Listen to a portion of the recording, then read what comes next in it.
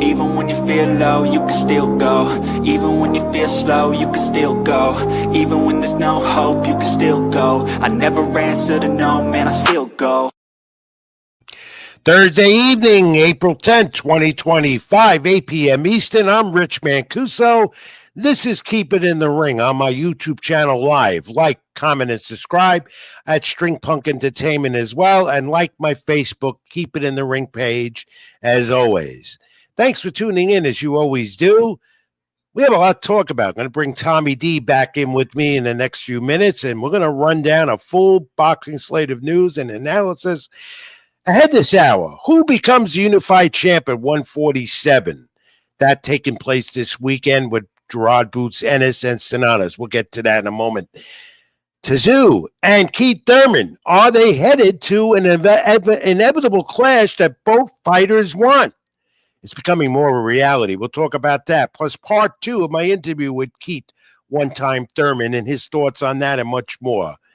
More boxing news, AEW Dynasty analysis from this past weekend, WWE WrestleMania season. We're almost a week away from the 2-night event for WWE on Peacock.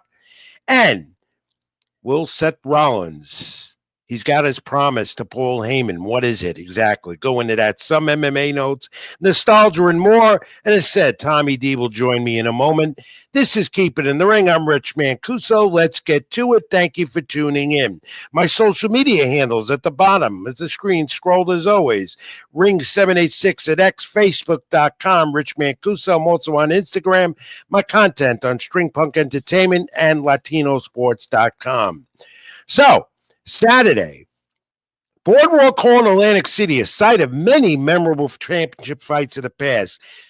I've seen Tommy Hearns there. You know, I've seen Gotti Ward there 2 or 3 times in their epic battles. So many great fights over the years at Boardwalk Hall, and we get another one this weekend, Saturday night. Unification again at 147, the welterweight division. The last time, remember, that happened.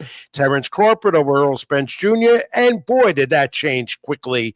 It did not stay that way, of course, much too long as Crawford moved up, as Spence had to relinquish for one reason or another. In his 4-belt title era, unification, Spence, Crawford, even Canelo Alvarez and Jamal Charlo, and they've unified in the 4-belt era.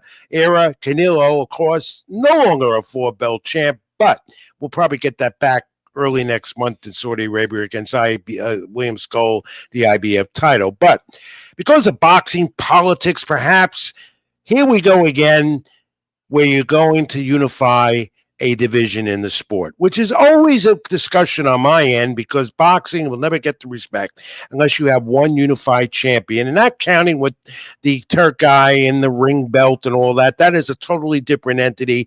This one, though, is on the Zone Saturday night. We're talking about Eimantas Stanionis and the WBA champ versus the 27-year-old Gerard Boots Ennis, 33-0 with 29 knockouts. 1-2 top fighters in the division, so you're going to have a clash and a good fight, as Eddie Hearn said today at the final presser down in Atlantic City at Caesars at Boardwalk Hall, that this is going to be the fight of the year. Well, I don't know about that, but at least you're getting a unified fight for the title at 147, and 2 of the best in the division, if not the best one, too.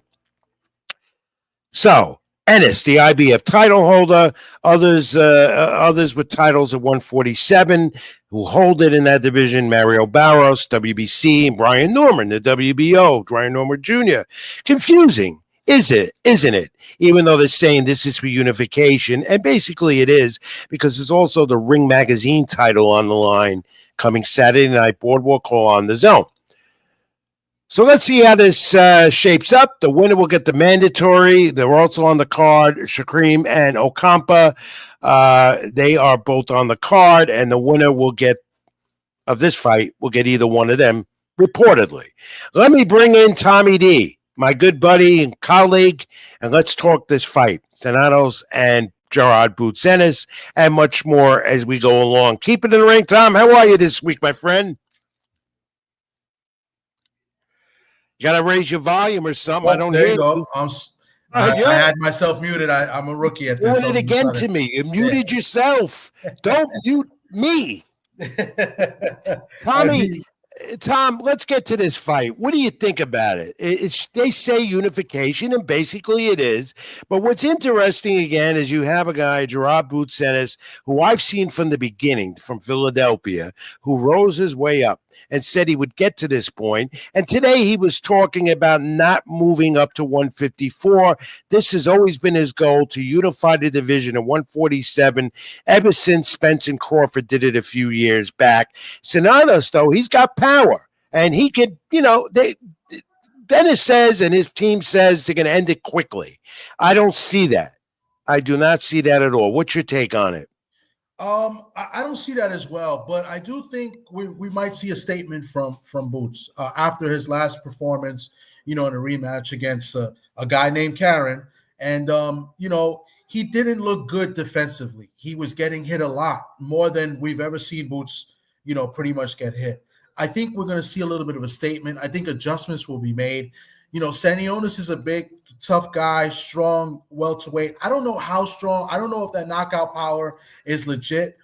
I do see a stoppage for Boots, but I see it late. I think he makes a statement. I think he looks phenomenal. I think also with Brian Norman Jr., with the performance he had a couple weeks ago, I think it's more pressure for Boots to kind of, show that he's the top welterweight. In a division that's usually one of the better divisions in the sport, welterweight is kind of taking a step back. It's been on a decline. So it's there for the taking, and I think Boots makes a statement.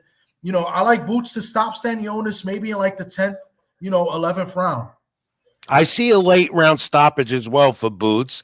He's good at that. He's good at getting rid of opponents early. This is his first fight out of Philadelphia, his hometown, and his last two, he was there with the homecoming where he prevailed.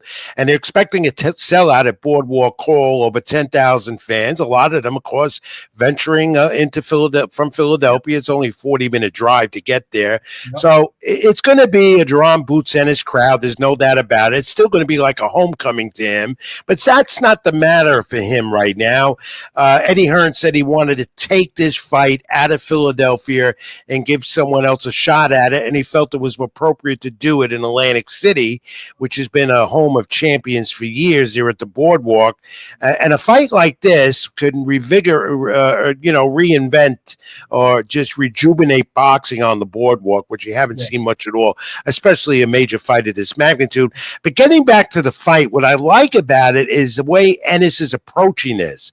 He's talking about taking out his opponent. He says he didn't say it was going to be real early, but he's respecting what Stanionis brings to the table.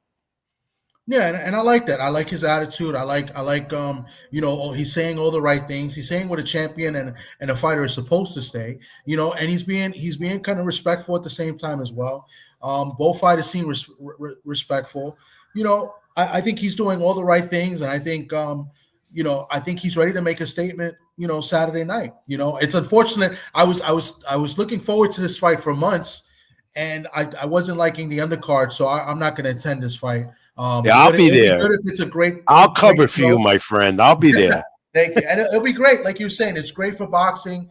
If Atlantic City can keep producing more fights, Boxing Insider has been, doing fights in Atlantic City. Danny Garcia's promotion, they did a fight card, I think 1 or 2 in Atlantic City. So, now Matchroom over there. I think this is a great thing. And if Boots could continue to win and continue to be on top, it's not far from Philadelphia. So, I think it'd be great, for the sport of boxing in Atlantic City, because, especially covering the sport for so long, that Atlantic City had some major fights. Yeah, if it wasn't Vegas, it was Atlantic City for sure. I could tell you, I spent a lot of time in those two Sin City towns, as you could call it. Let's say, and expect this to be a good fight. I don't think it's ending early. And Ennis does win this and becomes a unified champ. Does he want to go to 154, or does he get what's supposedly the mandatory now, Shakram and Ocampa, who are on a co-main event or on the undercard before him? What do you think?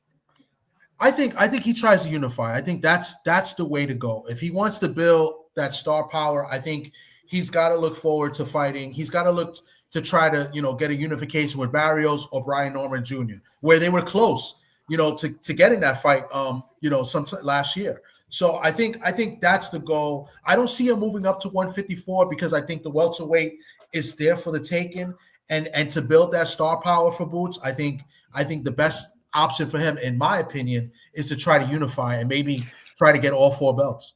Well, he wants to build a legacy, and he can Saturday night. And even though this division is not as elite as it was, he stands a good chance of building that legacy on Saturday night for sure.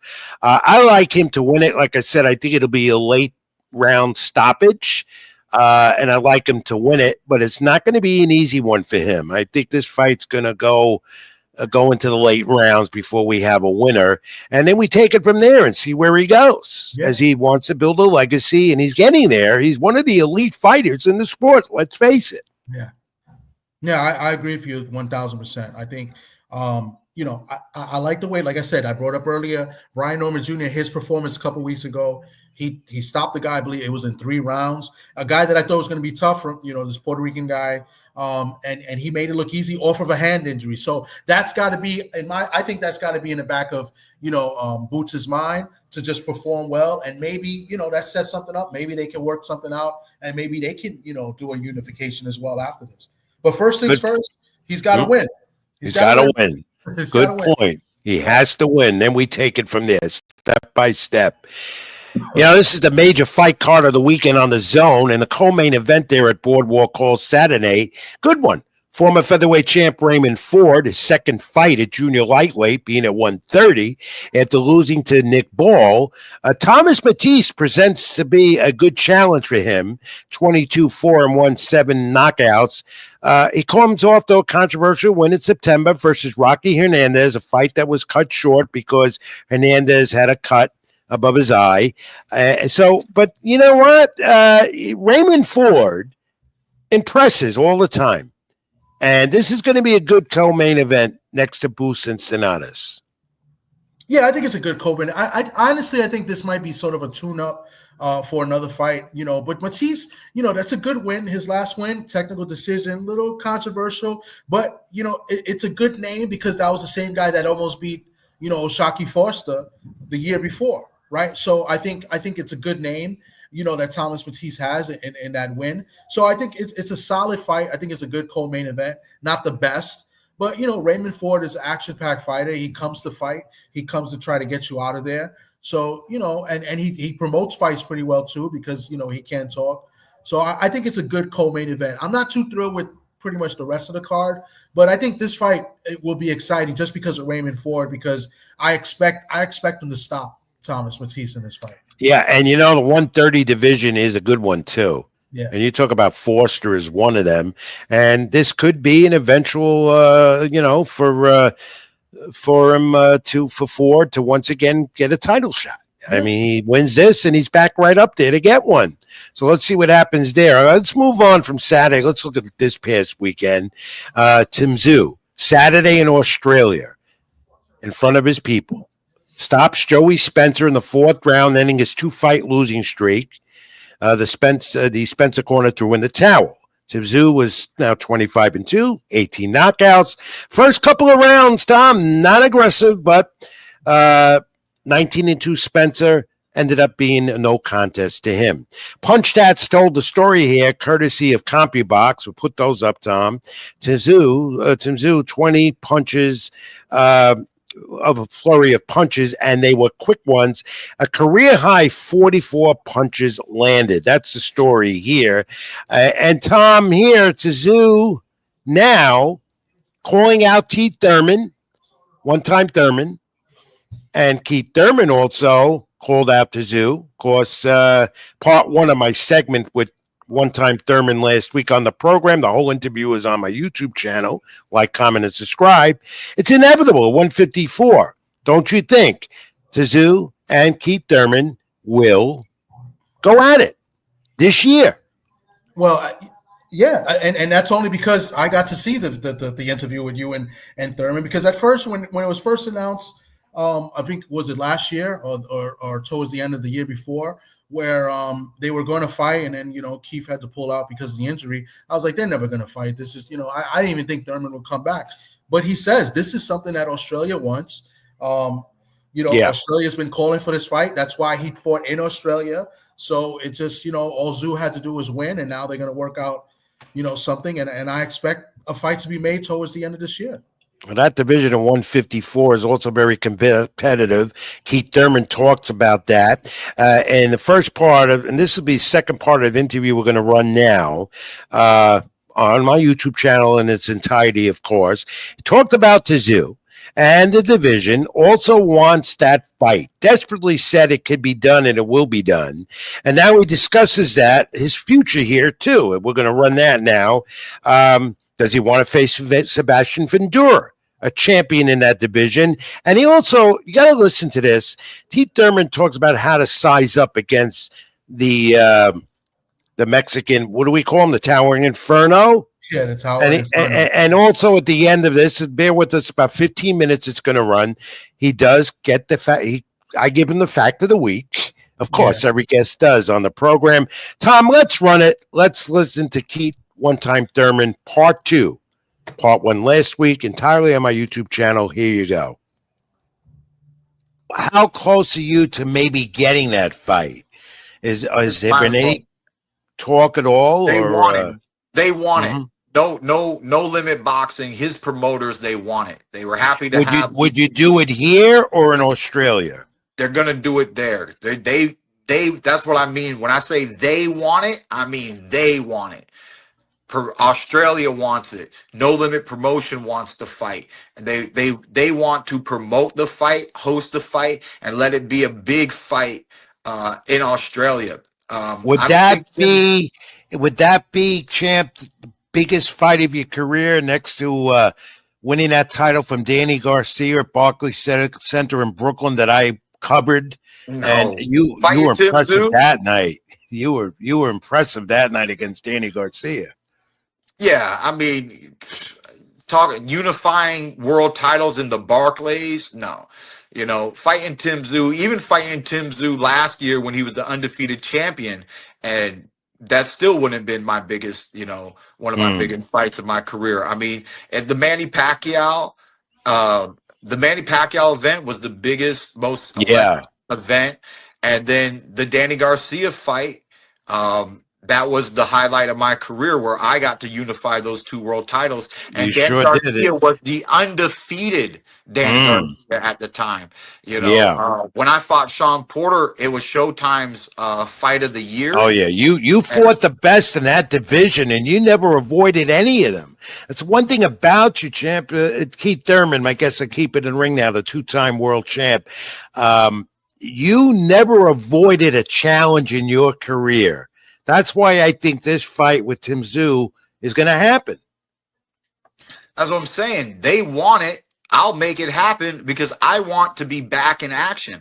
It's not my fault that that there's a promoter in Australia that is offering me 2 fights within the first 6-7 months of the year. I got to take it. I've been inactive for 3 years. I want to be back into the beautiful sport of boxing. I want to be back in action. It takes fights. It takes contracts. I don't care who, what, when, and where it's coming from. Australia, Japan, we can go back to Rumble in the Jungle, baby. Send me to Africa, baby. I'll be there. I'll be there. Just put a boxing ring in there and I'll be there. Of course, I look forward to knocking out this Australian tour and then coming back to the U.S. and putting on a traditional fight, hopefully mainstream against the world champion in Las Vegas. But I can't say no to what's being offered right here, right now. You are in a division now that's very, very competitive. Boxing world knows that, and fans know that. And if it's not Tim Tszyu, you've got Madronov, Ramos Jr., you just mentioned him, Virgil Ortiz Jr., even Sebastian Fundora, who may get Fundora the champion, and then there's Xander Zayas, who's looking at Fundora's next fight. How do you assess this whole division that you jumped into in your comeback? you know, you got to look at who they're really gonna eventually. You know, you can't fight them all at once, right? So you got to see who is really interested in getting in the ring and making an exciting fight against Keith Thurman. You know, years ago they asked if I would fight Virgil Ortiz, and my answer was yes. I mean, that's how I got to feed my family. Send the contract, and I got a phone call a few days later who said their team likes to fight, but they don't want it right now. And that was like 2 years ago. So potentially, obviously, he's gone through more in his career. He's grown further in his career. He's most likely matured more in his career. So I'm pretty sure that at some point, maybe they would want to see that fight by the end of this year, maybe sometime next year. When it comes to that towering inferno, oh my gosh, he's a problem for everybody. How do you fight a guy like that? How do you prepare for a lean guy that has such a height advantage? What do you do? What do you do? I'm gonna get custom-made boxing shoes. They're gonna come with 4 extra inches. Okay, I promise you. I'm gonna get something special. I'm gonna have to fight on stilts for that boy. What do you think of him? He says he handles himself. He's got class. He really is. He handles himself well out of the ring and even in the ring when he talks. But what do you think of his skills and how far can he go in the division now that he's a champion and defended it last week for the first time? I don't know if he's harder to beat now or if he's just more timid. You know, ever since his first loss when he got stopped, you know, he had a lot of dog in him. And I remember when I had a lot of dog in me, but I had a certain fight that I still won, but there was a lot of exchanges of punches that were taken that made me say, you know what, maybe you don't need to take that many shots and you don't have to prove how tough you are, that you can take all these shots in the boxing ring. And that's when you started to see me get less knockouts, where I started becoming more of a 12-round fighter and a world champion boxer. So I know what it's like to have that talk in the mirror where you say like, hey, look, I can take shots, but I might want to up my defense and I might want to be a little bit more strategic and I might want to take less punishment if I want to have a long career. Yeah. You know, yeah. How much longer do you feel you'll go on in this sport? You're 36 years of age. You've accomplished a lot so far. You're destined to be in the Boxing Hall of Fame. How much longer does Keith Thurman stay in the ring? I mean, to the finish line is 40. I think 40 is the new finish line for a long boxing career. But I think 36, 37, and 38, once we compete through these next 3 years, I think anything after that might just be classical overtime. But yeah, we'll have to see. You know, I want to have 3 fights this year, 2 fights next year, and then 2 fights the following year. And after we knock out all those fights, I think anything after that, maybe at 39 and 40, I'll go back down to 1 fight a year. Maybe I'll end my fighting career with a charity event. I really don't know, but I'm going to go for as long as I can go. I'm going to do my best to take care of my body so that I can. Will you stay in the boxing business as a training young people? You're an inspiration to many, by the way, including me. Will you stay in the boxing business and help train young people that want to get into the sport, be an advocate for the sport? What would be the plan when you do leave? Yeah, post-career, it'd be nice to have a facility to where we can set up young fighters and just help orchestrate their training camps. You know, have a real professional facility for them to work out of. That's always been a nice little thought in the back of my head, the way that I can give back to the up and coming guys when I step away from the sport, but still be involved in the sport of boxing. Of course, there's the commentating gigs that you're good at that too, as long as you don't take my job. There you go. You know, I mean, I've been told for the past 5 years to start a podcast, but it seems too daunting. It just seems like too much work. Yeah, no, it takes So, some time, takes some work to build it and such. Before I let you go, and I had to also ask you, Champ, about the Turk guy in Saudi Arabia and the new ring belt and the alliance with Dana White, UFC, their new fight league. What are your thoughts on that? you know, I mean, Dana White is just trying to control boxing. He's trying to control. Yeah. You know, he controls the UFC. He wants to create a league. He wants to have as much control as he can. He wants to put a budget on the fighters. He wants to show these guys that you can do boxing without spending $20 million, I think, is what Dana wants to show. Yeah, a lot of money. You know, but yeah. When I try to explain to people is that boxing is a very unique sport. It's a very unique sport. And we're the only, when it comes to boxing and UFC, so any fight sports, we are the only remaining contact sport. You know what I mean? Yeah, yeah. You know, what football today is not football that we grew up with, and it's all about protecting the athletes, and I'm okay with that. But we used to call it a contact sport, you know? Yeah. And the way that contact is done and the way you cannot change the rules of boxing. We have very solid fundamental rules. Do not hit in the back of the head. Do not hit in low blows, and do not hit in the kidneys. And these three rules there are all to protect the athlete.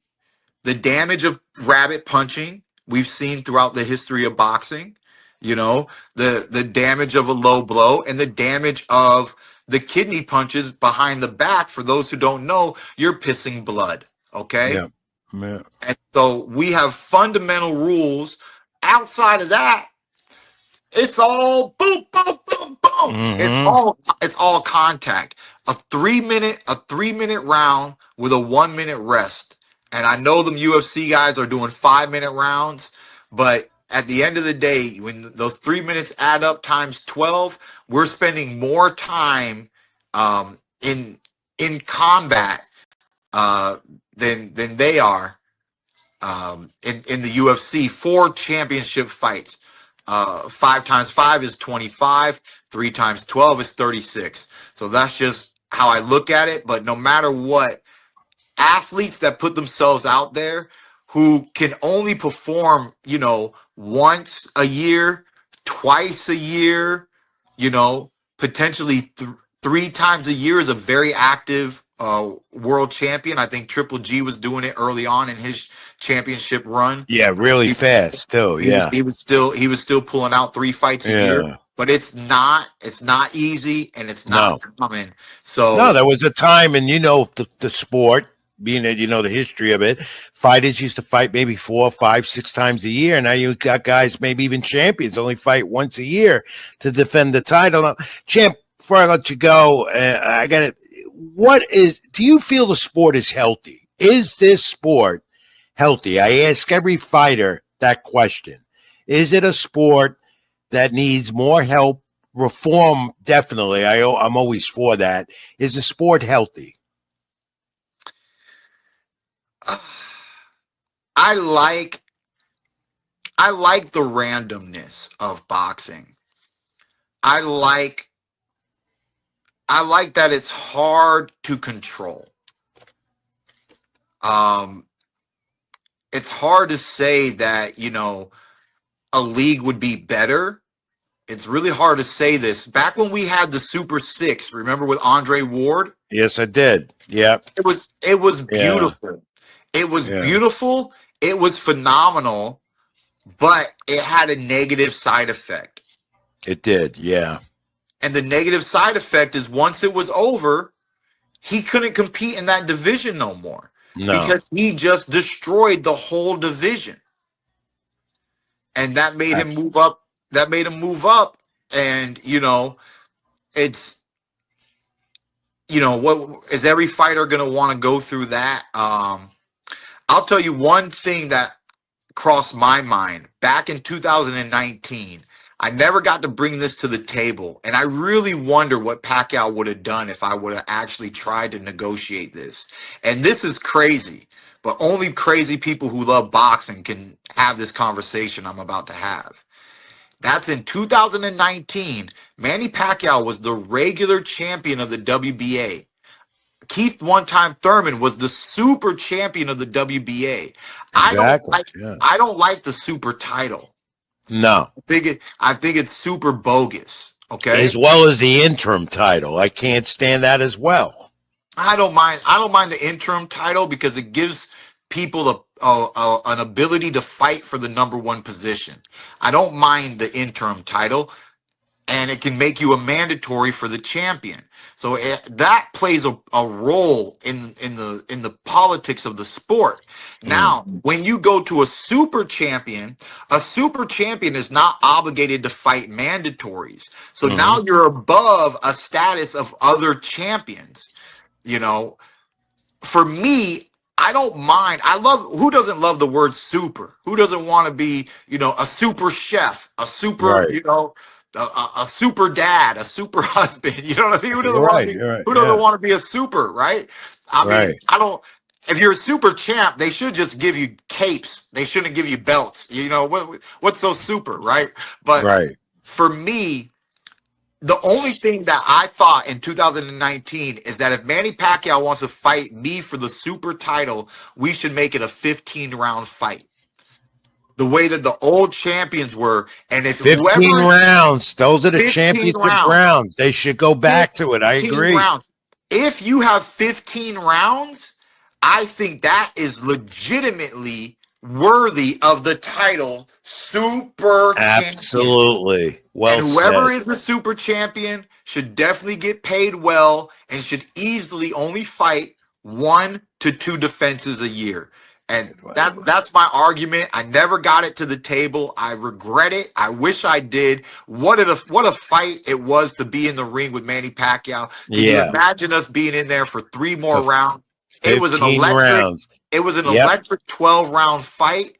But when you get to those 15 rounds, somebody fades, somebody gives in, and you can just it decides who could be a champion or not as well. More than the 12 rounds. There's no draws in a 15-round fight.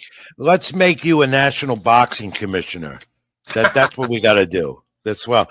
Champ, are you ready to do the fact of the week with me as we wrap this up? I do it at every one of my guests on this program. Keep it in the ring with Rich Mancuso. Fact of the week. It's not trivia. I present something. You try and come up with it. You're a historian. You might be able to get this. Want to give it a shot? I'll give it a shot. Here we go, champ. Keith Thurman. The highest count of knockouts for a fighter in history was Billy Bird in the 1920 era to 1940s. And remember, the highest count knockouts of a fighter in history. What I like to know is, if you can get it, 356 matches he had. And how many by knockout? 356 matches. Give me a number. How many by knockout for this guy over that span? And the highest count of knockouts a fighter in history. I know this is not going to be easy. Let's go with 218. Well, you're not too off. 139 by knockout. 139? 139. Yeah, that's a fact. Sorry, I knew it was over 100. I'm sorry I put that pressure on you, but every guest of mine goes through that pressure every week on the program. Champ, Keith Thurman, one time. Any final thoughts before I let you go? No, man, it's just I'm happy to be back. I know there was a lot of people who woke up in celebration with me with my comeback. They enjoyed that highlight victory, that knockout, seeing your man one time finally back in action. I know I wasn't able to do it over here in the States, and we might have to postpone being in the States for one more show, but I'm promising you that I'm going to bring the action. I'm going to make everybody proud, and we will have some great fights, hopefully leading back into Vegas by the end of the year. So I truly believe that. Knowing your style and what you're all about over the years in your great career. Next time you're in New York, it's on me. Come on in. I'll take you to a Yankee Stadium and catch a ball game, okay? All right. Sounds good. I've never seen the Yankees live. Well, you'll be my guest. I'll let your publicist know who put this all together for us, the great Hannah. She did a great job. Champ, finally got to talk to you one-on-one. This has been great. We'll be in touch. And as always, keep it in the ring. Stay well, and good luck going forward. Thank you. Take care. God Thank bless. you.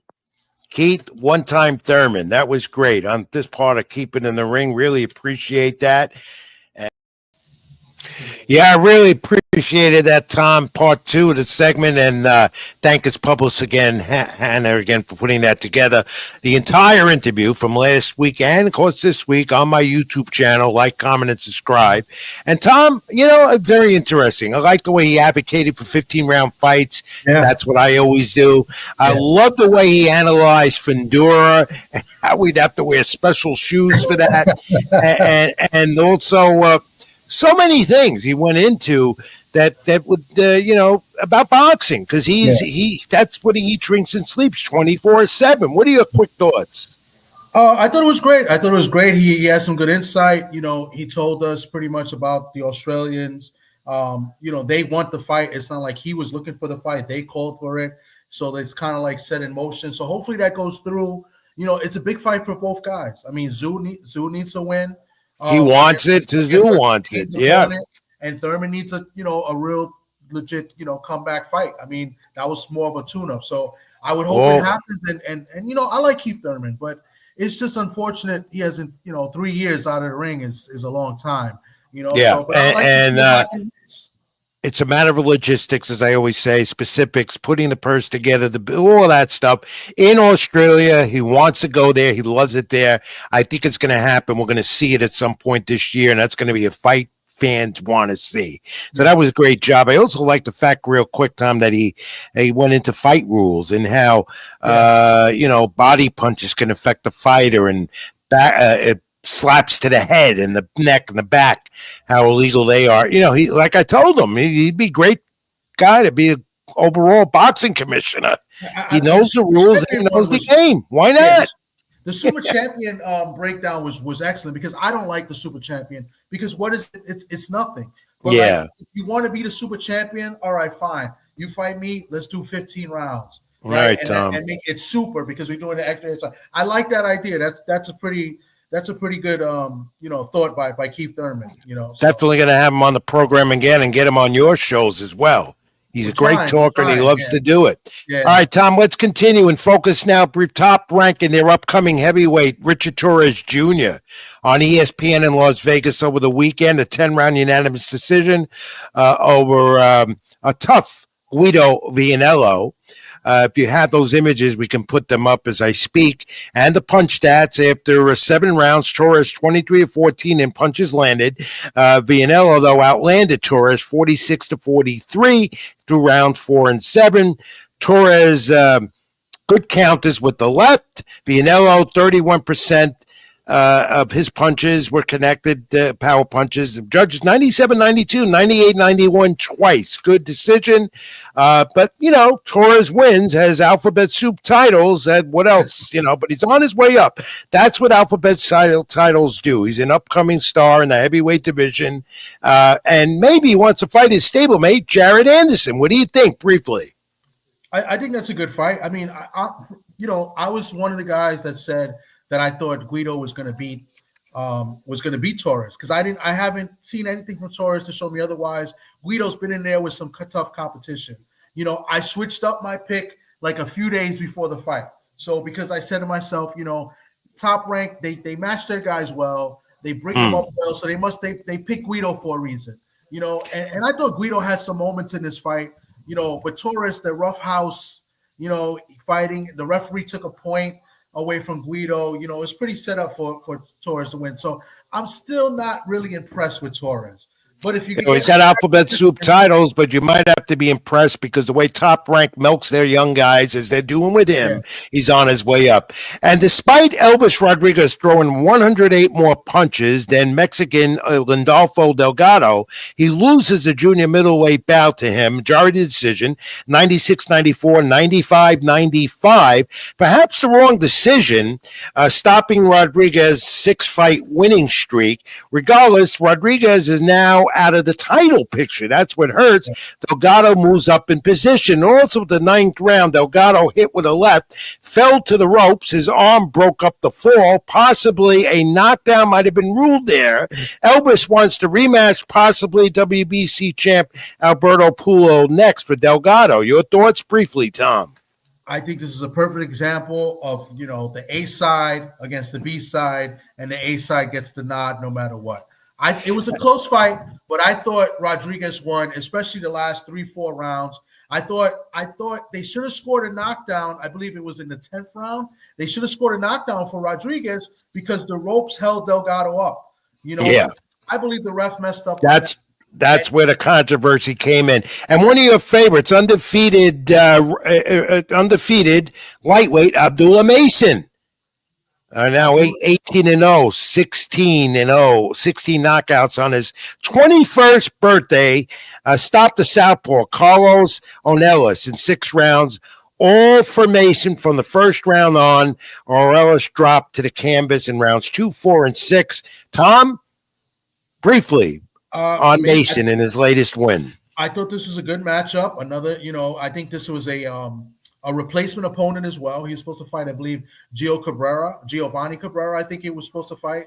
And a late replacement, a tough replacement, took some knees, you know, when he was hurt, didn't try to, you know, do anything crazy. So it took a while to get out of there. I thought Mason, you know, he wanted to get him out of there. I thought he was trying to rush a little bit, rush the process, you know, was lazy in the jab. But what I really enjoyed was his corner telling Mason, hey, stop doing it, get him out of the little bad habits and get him focused.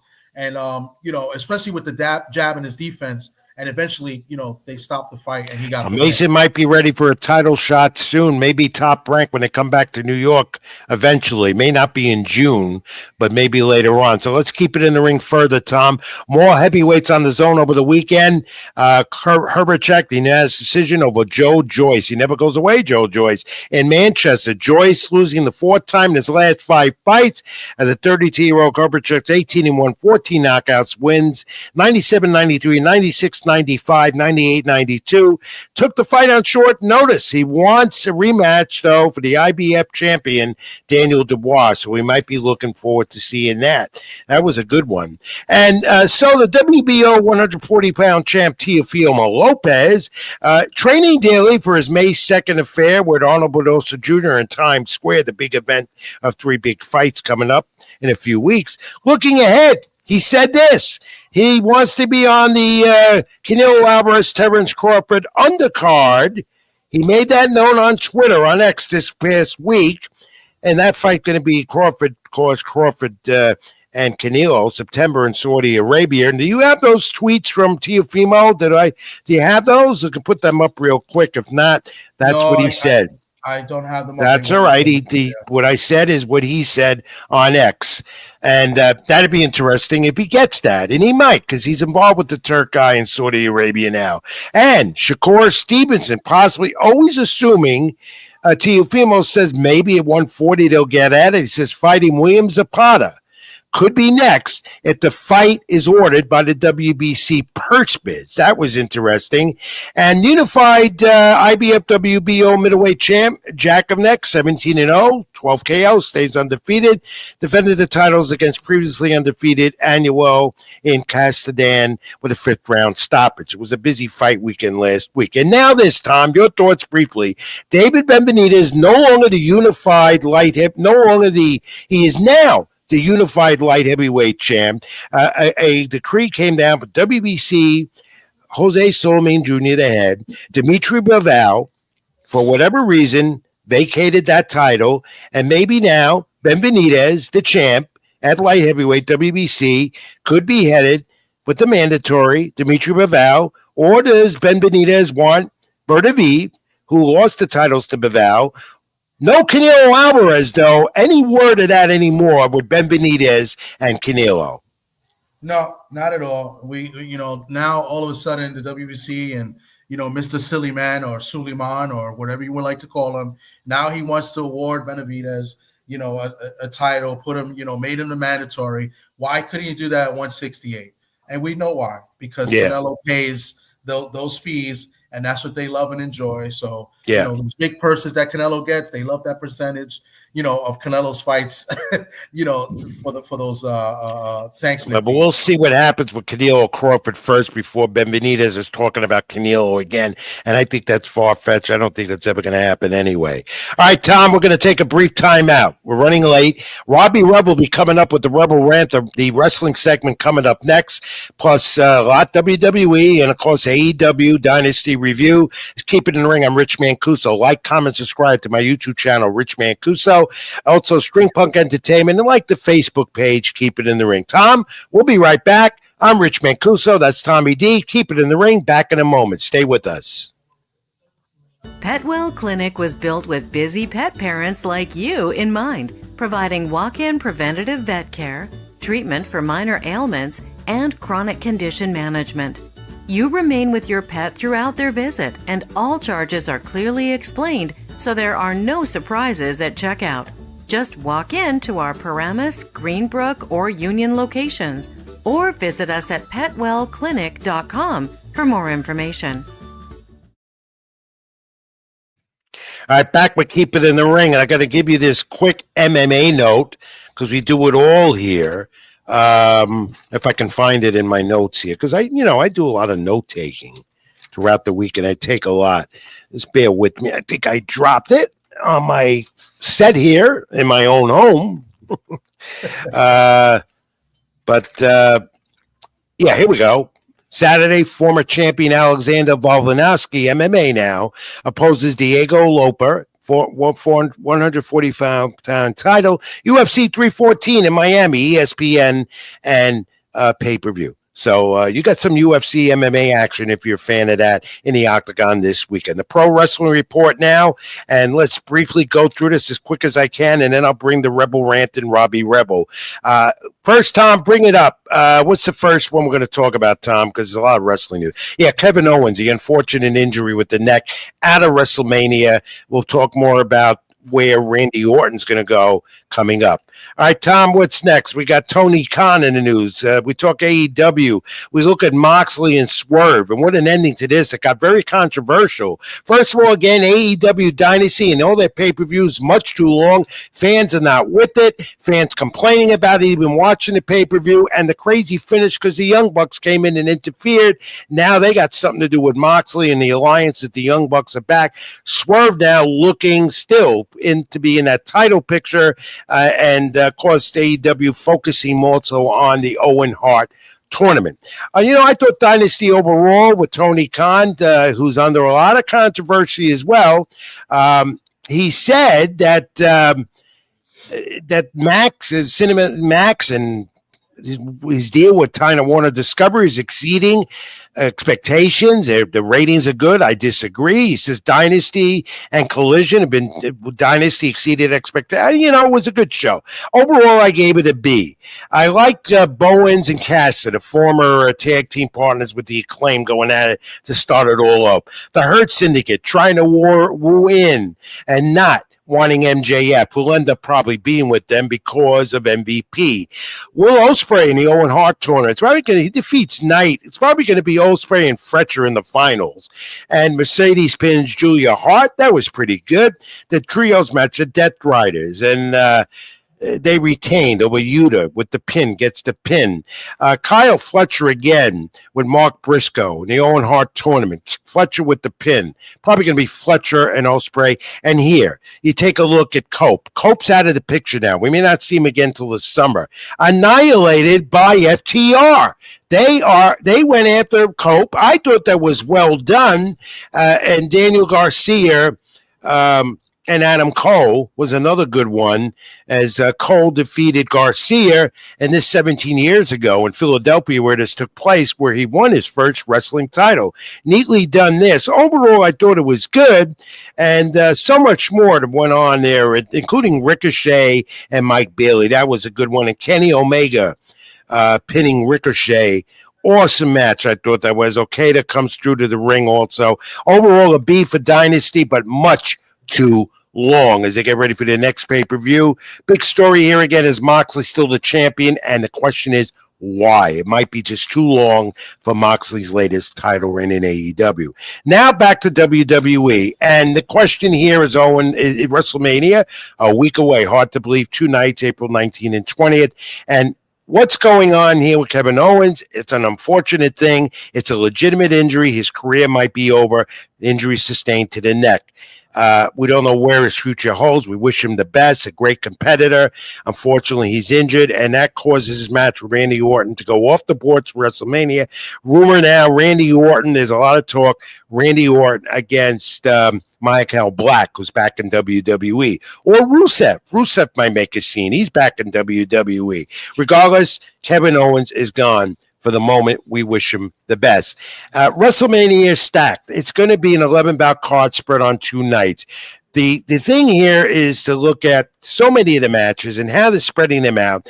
Punk, Reigns, and there you go.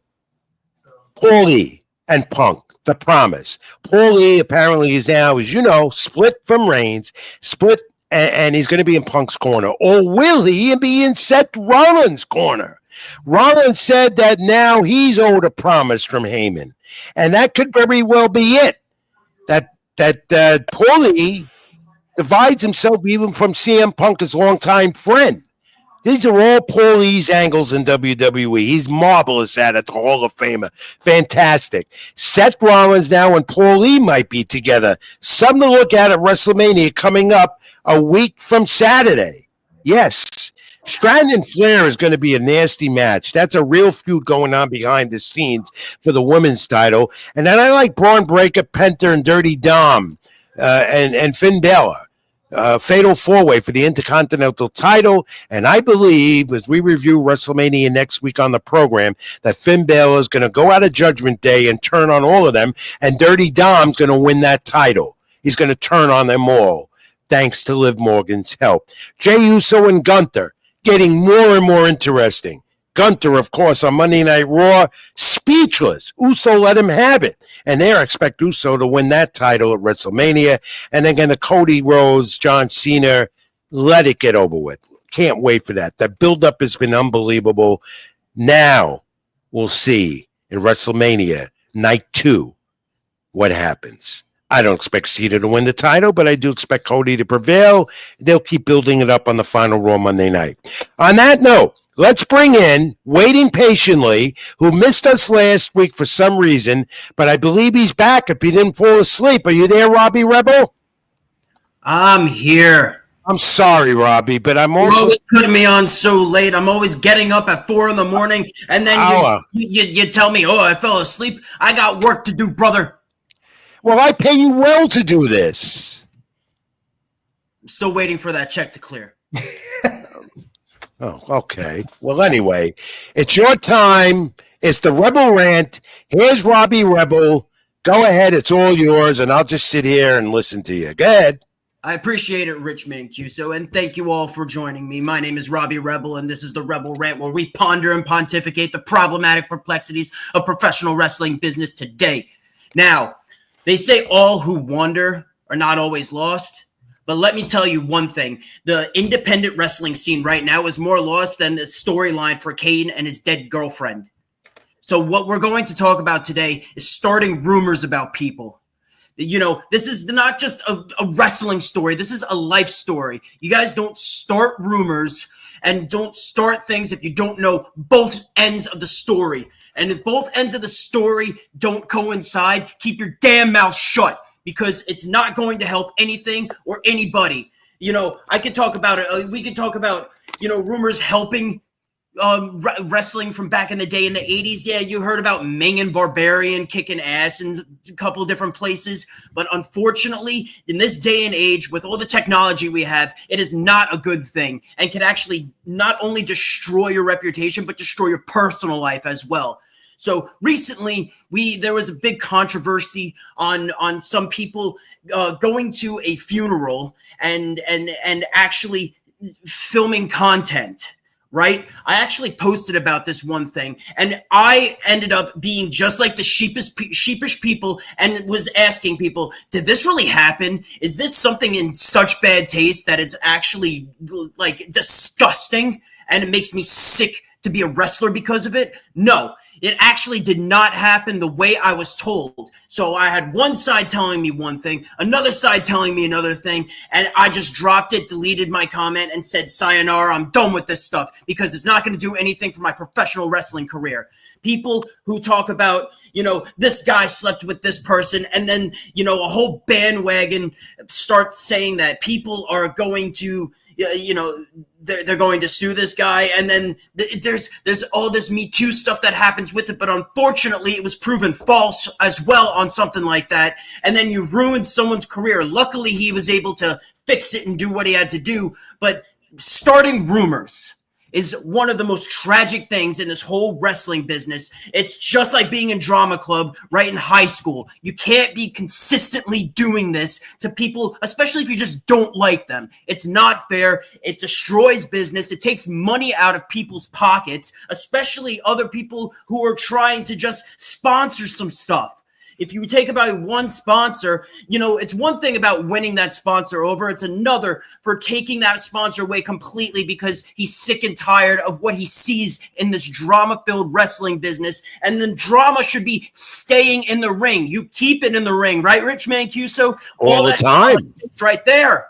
All that drama should be right there, and that's it. All the boys in the back, all the girls in the back, you do not need to just keep on hopping on top of the same stuff just because you guys don't like somebody. If you don't you like know what? somebody, you talk about rumors, Robbie Rebel, with the Rebel Rant. You talk about rumors, but the pro wrestling bit, that's all it is rumors. There's a huge, this is the part of wrestling where you have to evolve, correct?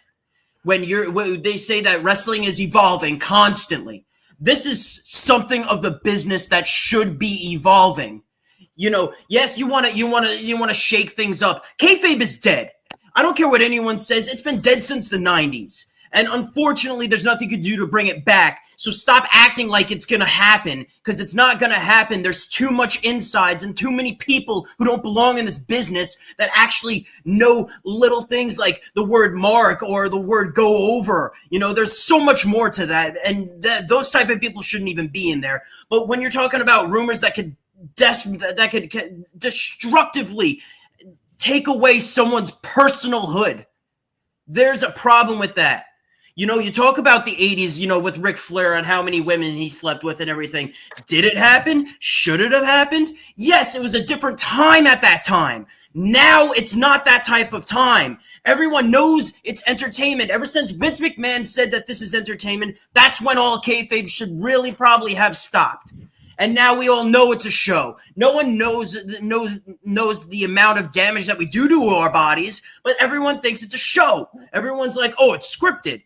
But when you're starting rumors from someone and it has nothing to do with their wrestling, it has nothing to do with anything else but their personal life, yeah, you're going to destroy it if you don't know the whole story. It's not fair to some people, and you have to watch what you say, because back in high school when you did stuff like that, yeah, people hop on the bandwagon, and then guess what? That one kid that you made fun of, that's the kid that brings the gun to the high school.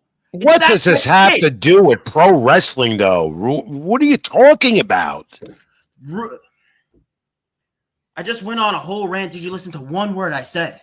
Yes, I did. I listened to everything you say, Robbie. But you're questioning it every time, Rich. Oh, you go a little feisty with me right now. You bring up some good points. I'm about to explode. I know you're tired too. I know that. What else do you have to say before you tell me what's coming up next for you? That's not a rumor. Well, it looks like you can find me he on calmed Facebook. down, didn't he? Look how he calmed down. Find me on Facebook or Instagram. Just look up Robbie Rebel. I didn't plug myself before. Yeah. Well, what have you got coming up? When are you in the ring again? When can people see you again? I'm defending the Long Island heavyweight title belt against beautiful Bobby C on April 26th. You could get tickets from me personally if you would like. There actually would be cheaper. I'm also just got a booking for CCW, which is May 10th, back at Queensboro Elks Lodge. And I got to be there, and I have to walk you into the ring. I promised you, and I will do it. And then we can rant together that night. And how do fans reach you? Because I get a lot of response from the fans asking me, how do they reach Robbie Rebel? Where did they get you? You could get me right on Facebook or Instagram. Just look up The Real Robbie Rebel on Instagram, or you could look up Robbie Rebel on Facebook. Other than that, Robbie, how's life been treating you? I haven't talked to you in over 2 weeks. I'm more stressed about the marriage stuff and the wedding stuff. Oh, you'll be fine. Because you know why you'll be fine? You're what you call the pursuer of excellence, and you're good at what you do. And you're good at what you do with me here on Keep It in the Ring every week with the Rebel Rant from Robbie Rebel. Oh, yeah, you're looking good, my friend. I'll see you soon, and we'll talk again next week. Anything else before I say bye-bye and keep it in the ring? So just keep it in the ring, and I appreciate everyone who took their time to listen to me. All right, thanks for hanging in with me. You can go to sleep now. Your night is over. Keep it in the ring, Robbie. Have a good one, Rich. Thank you. That's the Rebel Rant here every week on Keep It in the Ring. I hope you enjoyed as much as I do with some good insights. Rumors this week. Well, that's a part of sports overall and boxing and more so in pro wrestling. Thank you all for commenting, and we'll be back in touch with all of you once I review the comments if I didn't shout you out on the air tonight. I'm Rich Mancuso. This is Keep It in the Ring. Like, comment, subscribe my channel on YouTube, String Punk Entertainment, and also like my Facebook page, Keep It in the Ring. We'll come back. Brief break, though. Come back, wrap it up. Nostalgia, a couple of other boxing notes with Tommy D. I'm Rich Mancuso. Keep It in the Ring. Back in a moment.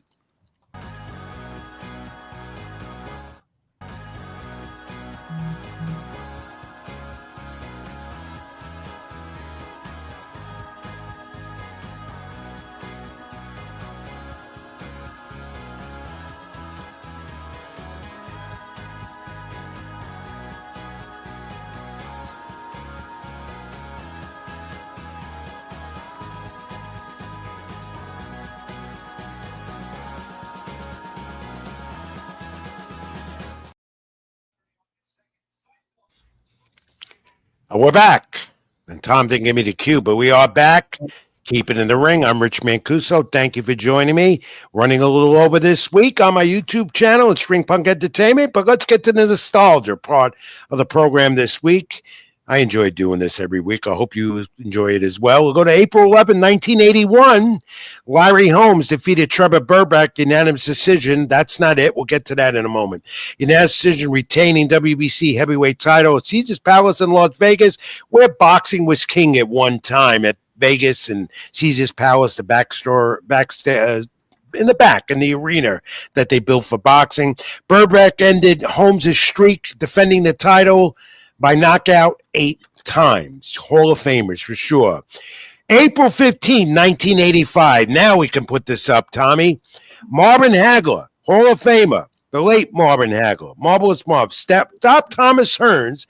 Third round, defending the undisputed middleweight championship, also at Caesars Palace in Las Vegas. I remember that well because I covered that fight.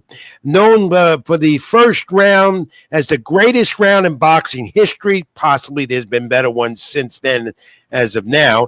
Hagler, Hearns, Leonard, Duran, that was the era in the 80s.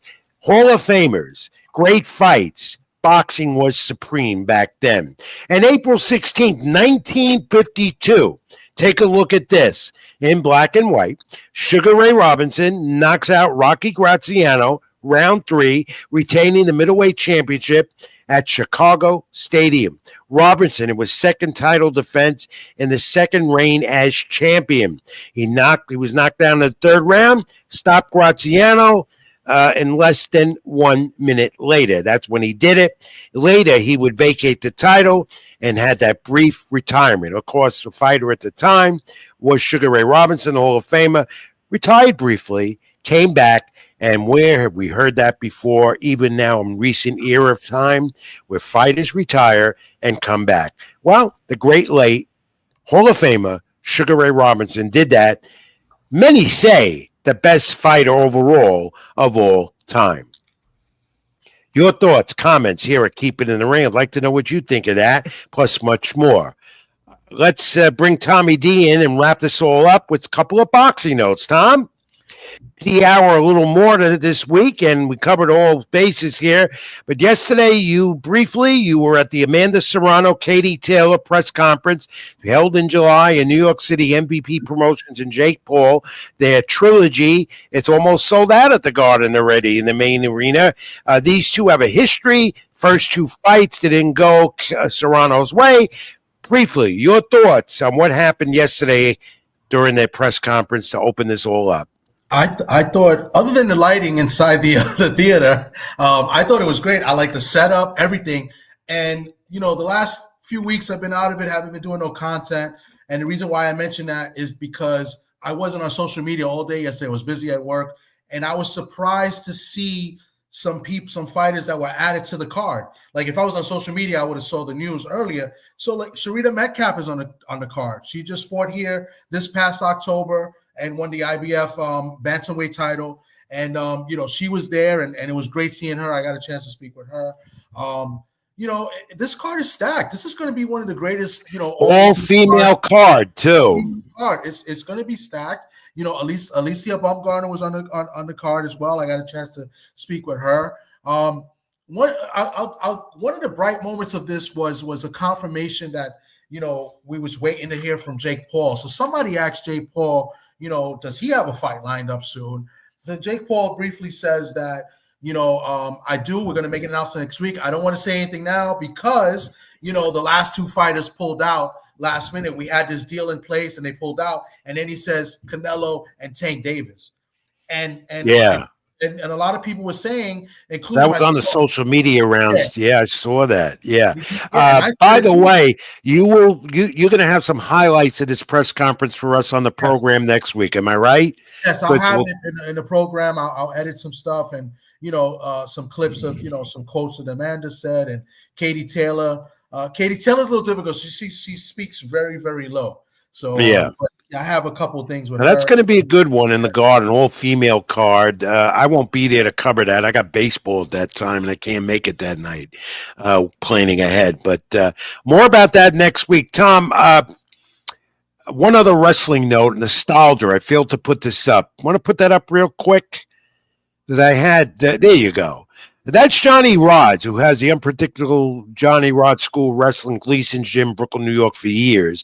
Johnny's getting older, but he's still active over there. Here's an old photo, and I remember this well because that's Captain Lou Albano, the late Captain Lou, and the Moondogs, the tag team that Albano managed. And Rods and Albano were the best of friends. This is going back in the past, nostalgia with pro wrestling. Johnny Rods, I got to get him on this program. So we can talk because you're WWE Hall of Famer, were the first to get inducted in that group. Yeah. And also, I'm glad to see WWE Hall of Fame legends going in, Thomas. They've announced it's Ivan Koloff, Dory Funk. They're going in. The other third one, I don't remember, but they're having a legend, 3 more legends being inducted at Hall of Fame weekend next Friday. But Johnny Rod's unpredictable. I hope to get him on the program soon. And Tom, finally, this came out today. We all saw it. Reportedly, IBF lightweight bout, the lightweight champ, Richard Hitchens, and George Gambisis Jr. He wanted this. June 14th at the Garden, the theater, Madison Square Garden. That's going to be a good one. If indeed this is true in New York on June 14th at the theater, Madison Square Garden. What do you think? I think that's a good fight. Hitchens is going to be the big favorite, but it's in his hometown. He's a New York guy, raised in New York. So, this is going to be big. I'm very surprised that they got this date in June around the time of the Puerto Rican Day Parade, where Top Rank usually has that. Yeah, that surprised me too. But I don't think Top Rank's. I don't think Top Rank's going to come in then. I think they have another show, but they're not going to do their annual Puerto Rican Eve of the Puerto Rican Day Parade card in the theater, which surprised me. They've done that every year. Almost every year they've done something in the garden or the theater. Puerto Rican Day weekend that Saturday, but this year it seems like they're going to Jersey. And they got Milenki as the main event. Yeah, Vito Milenki. Yeah. So, we'll see a good one with Hitchison and Gambosis Jr. I imagine that'll be promoted by Lou DeBello, who's got Gambosis, New York based, and Richard Hitchens. Would that be Matchroom? That's Matchroom. I think Matchroom is going to take the lead on this. I think it's their part. They're doing a lot. Of course, they got the zone. They got the zone behind them. The leader in boxing, streaming, and watching the fights every weekend. They have one or two cards, even then with Golden Boy. And of course, Eddie Hearn with Matchroom working together with the other promoters. So this is great for New York as well. You know what they can do? I'm calling it right now. They got to put Matias on the card. Yeah. So on a Puerto Rican Day, bring Matias to New York and put him in the garden. And you know what? Maybe he fights the winner of Hitchens and Cambosis. I think that's what they're planning to do, because it came out today, and it's all we know right now, but we'll find out more and give it to you next week. Tommy D, great hour or more. I appreciate not only your friendship, your professionalism. Do a great job with me here at Keep It in the Ring every week. Great comments and great insights. Thank you, my friend. Keep it in the ring. Thank you. And where do fans reach you to watch? Oh, Tom, come back. No, my friend. Sorry about that. I feel like we're going quick because the interview took a little bit of time. So I've been kind of like, trying to, so we don't go too much over. So I apologize for that. But yeah, you can reach me here on, YouTube. I have a channel here. You can put in my name, Thomas Dillamove. It's TD Sports Talk. You can catch me on Instagram, which is my user handle. Right. It's my name, Tom, last name Dillamove. And you'll find me. You'll see the logo right here on my hat. Yeah. And a hat that I want. And tell your supporters and your viewers that watched me here on YouTube every Thursday. If you're not hosting or you're doing this with me, tell them to subscribe to my channel. Will you do that? I'm working on it. I'm doing that. I put it in the chat earlier. So I'm working on it, Rich. I got you. Next week, we're going to have a bigger audience, and I'm going to promote it heavy. I got you, Rich. And we'll talk WrestleMania next week as well. That's going to be the main story, plus the latest boxing news and much more. Thank you, Tommy D. I'm going to wrap this all up now here at Keep It in the Ring. My thanks to Keith One Time Thurman again, and the entire interview from last week and, of course, tonight. If you didn't see it in its entirety with Keith One Time Thurman, it is on my YouTube channel. Get it there and like, comment, and subscribe. And my thanks again to Robbie Rebel and the Rebel Rant, and to all of you for watching Keep It in the Ring each and every week. Get me at my like, comment, subscribe at my YouTube channel, Rich Mancuso. Like the Keep It in the Ring page and at String Punk Entertainment as well. We'll be back at you again next week, live 8 p.m. Eastern here on Keep It in the Ring. And what I'll do is recap an event that I'm going to be at Saturday night in Atlantic City. We'll see who comes out as the new unified welterweight champion for the moment between Stanionis and Jaron Boots Ennis. What are your thoughts? Let me know. Thank you all for watching. Thank you all for supporting me. And of course, as I always say, be good to each other. God bless and stay well. Most of all, keep it in the ring. I'm Rich Mancuso. Till next week. Thank you. Good night. And as always, keep it in the ring. Even when you feel low, you can still go. Even when you feel slow, you can still go. Even when there's no hope, you can still go. I never answer to no, man, I still go.